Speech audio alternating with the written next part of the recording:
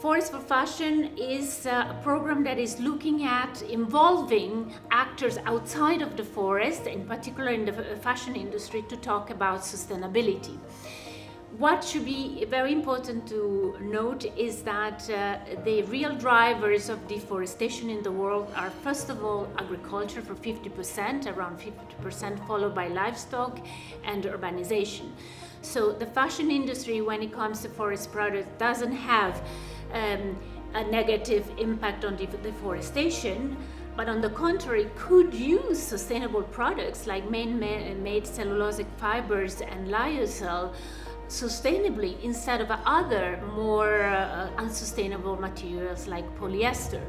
So this is the main message of our event today, and we are really glad to be able to interact with so many brands that are working for sustainability, and for us it's really an exceptional occasion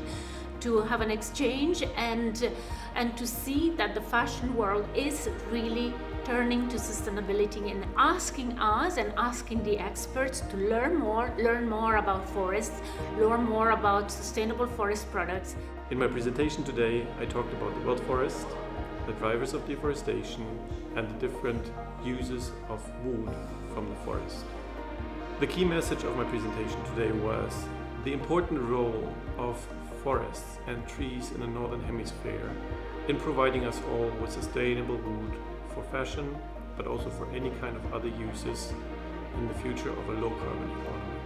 I was here introducing the concept of a sustainable supply chain for a textile sector, starting from sustainably managed forest with PEFC standard, arriving to consumers. Sustainable forest management is the key for having all ecosystem services for the man, for all the future generation. Our recommendation is to include robust, sustainable forest management policies and certification into their sourcing strategy by including chain of custody certification, through which they can make credible and verifiable claims, which PEFC can support them and their suppliers with. And today, I was really excited to discuss with the fashion industry how they can trace